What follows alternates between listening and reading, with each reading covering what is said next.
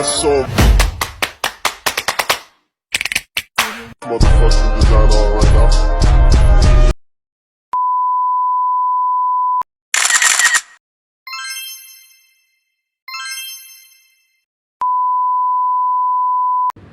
Sumber hukum dan landasan nilai ekonomi Islam. Hakikat hukum ekonomi.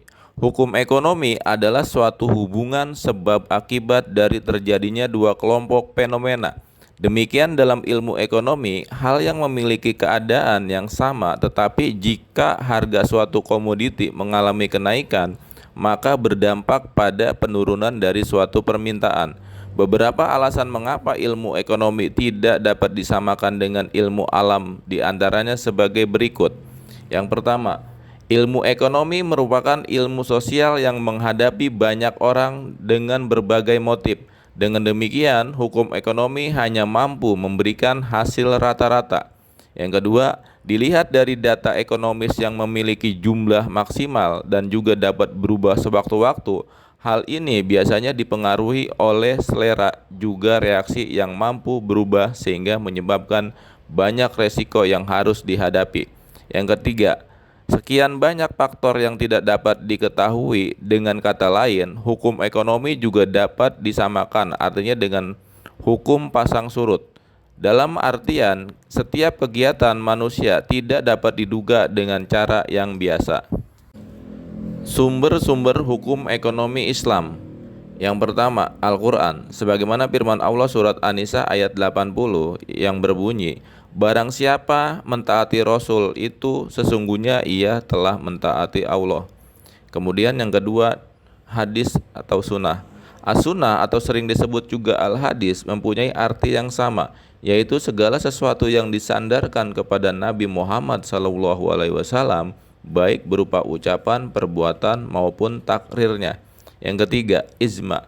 Ijma ialah kebulatan pendapat fuqaha mujtahidin pada suatu masa atas sesuatu hukum sesudah masa Rasulullah SAW dan merupakan salah satu dalil syara yang memiliki tingkat kekuatan argumentatif setingkat di bawah dalil-dalil Anas, Al-Quran dan hadis.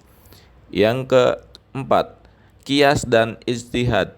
Qiyas adalah mempersamakan hukum sesuatu perkara yang belum ada kedudukan hukumnya dengan sesuatu perkara yang sudah ada ketentuan hukumnya karena adanya segi-segi persamaan antara keduanya yang disebut ilat. Selanjutnya nilai-nilai dasar pada sumber ekonomi Islam. Yang pertama yaitu nilai dasar kepemilikan. Tuhan telah menyatakan bahwa seluruh yang ada di langit dan yang ada di bumi adalah milik Allah Subhanahu wa Ta'ala. Seperti yang terdapat pada Quran Surat Al-Baqarah ayat 107 yang berbunyi, Bismillahirrahmanirrahim. Alam ta'alam annallaha lahu mulukus samawati wal ard wa ma lakum min dunillahi min waliyyin wala nasir. Yang kedua yaitu nilai dasar keadilan.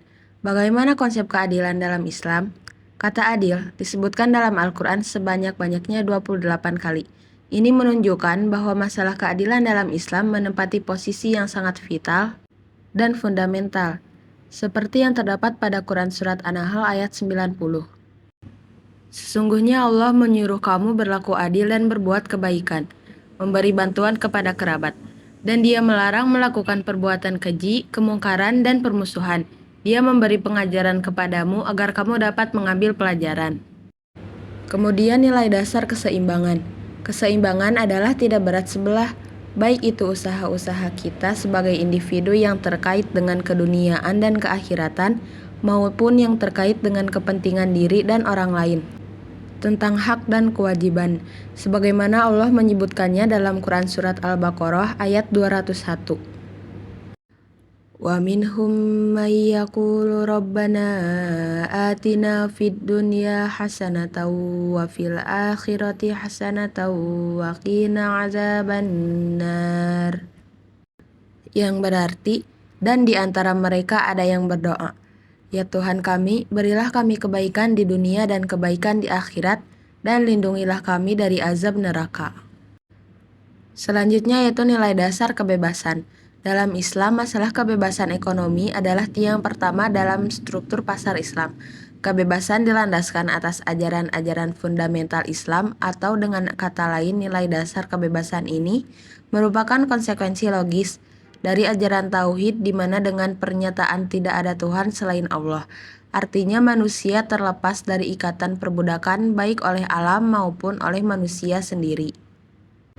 Dan yang terakhir yaitu nilai dasar kebersamaan.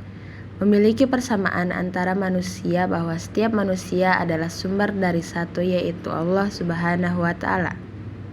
Dengan kata lain, di dalam Islam tidak ada perbedaan sosial atas warna kulit dan keadaan fisik. Mereka adalah sama semua milik Allah Subhanahu wa Ta'ala.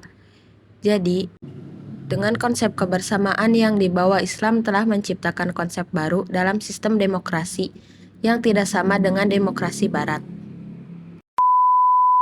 Bad nigga clap, I got 3 old thoughts, new guap.